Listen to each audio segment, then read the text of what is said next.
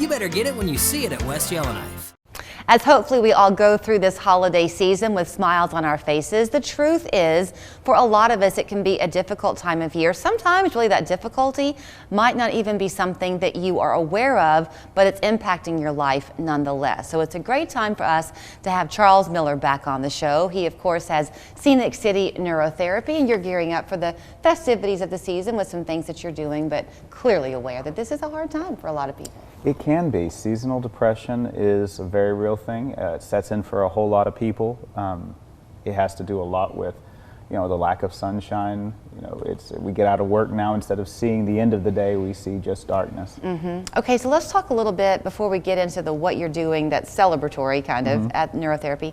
The what it is, give us the 101 on it, because it kind of rewires your brain in a way, doesn't it, to get it to heal? It stimulates neuronal regrowth, is probably the best way to look at it. It helps the brain communicate with itself and with the body in a more effective way. Helps you not feel good necessarily, but feel correctly. It makes you feel your environment the way it should be felt. Okay, so can we pause on that one and say that again? Because to say that it makes you feel correctly, my take on that means that if your brain is not functioning optimally, then an input that you might receive that somebody else might take and interpret one way, you might take and interpret another way.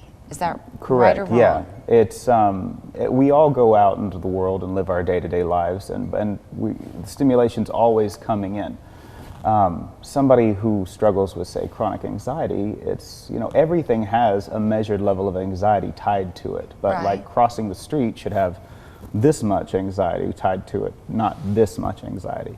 So they're feeling too much or not enough with activities as they go through their day. Okay, you mentioned anxiety.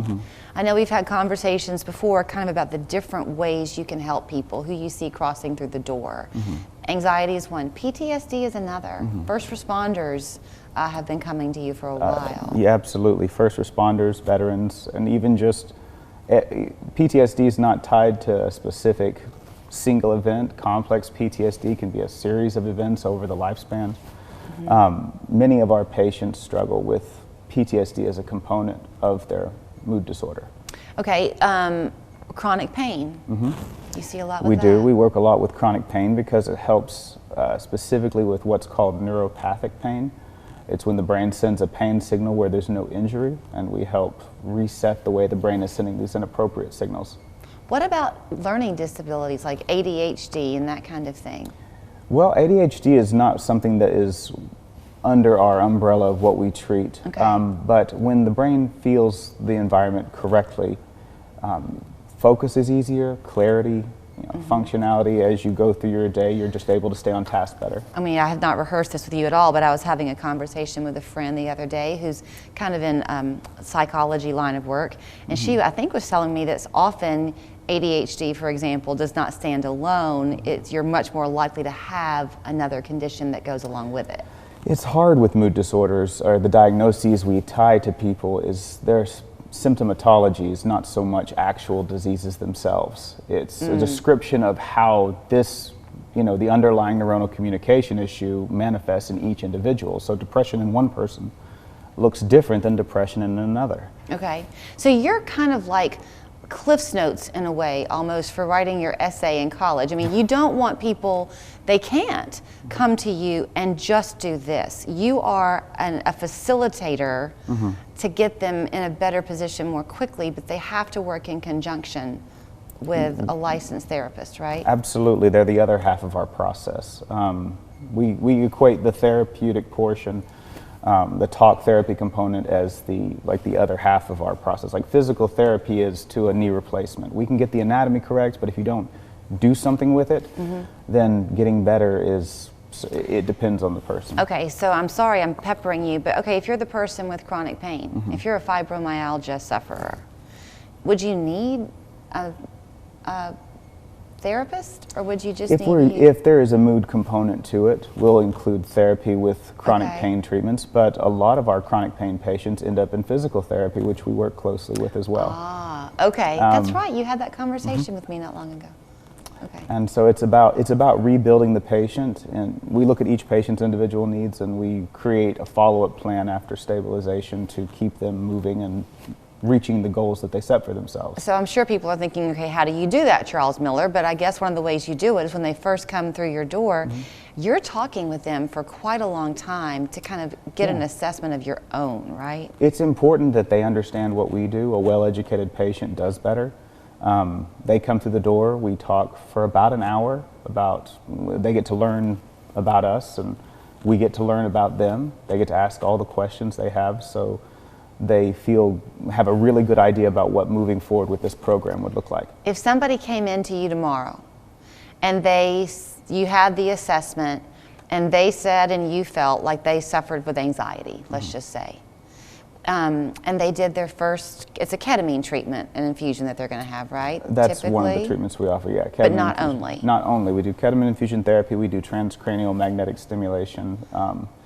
TMS therapy is an insurance-covered process. Ketamine infusion therapy is typically out of pocket, but it's one of these things that stimulates global brain optimization. Okay, but it's not a one-time thing. They come in over a series of treatments, right? That's right. So whichever they're choosing, and they come in for that first one, is it possible that they're going to see some changes, and then as they kind of go through the process, you help them find their way to the right therapy solution? Absolutely. It's a progressive treatment, so one is not going to get people where they need to be, but there is a measured amount of change from the first infusion or the first treatment process that steadily builds on each treatment as we go. Okay. And once we get to a certain point, we become less in their process, and then their work they do with their counselor takes over.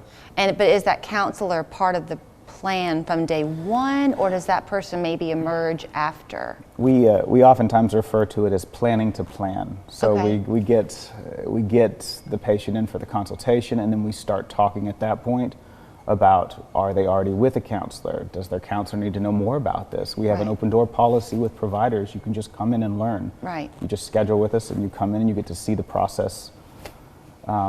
It's very, very interesting. And I mean, thank you for letting me just sit down and say, okay, Charles, how about this? And now how about this? But it's what you do all day, and people are asking you these same questions and then some.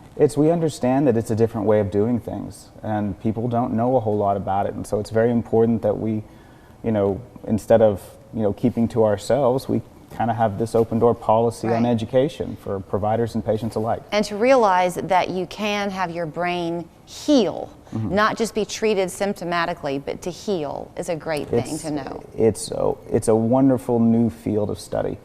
Neuroregenerative therapies, they're seeing benefits in everything from dementia, Alzheimer's, stroke recovery, traumatic brain injuries, post-acute coronavirus syndrome, which is the brain fog and inability to function after a coronavirus infection.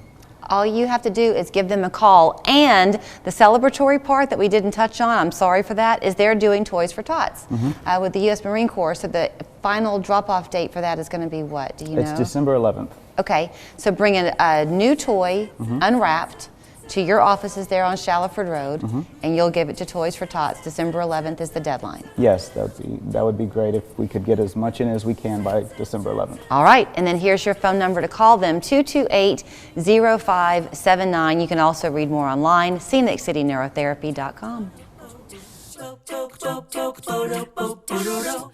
We all know when something feels just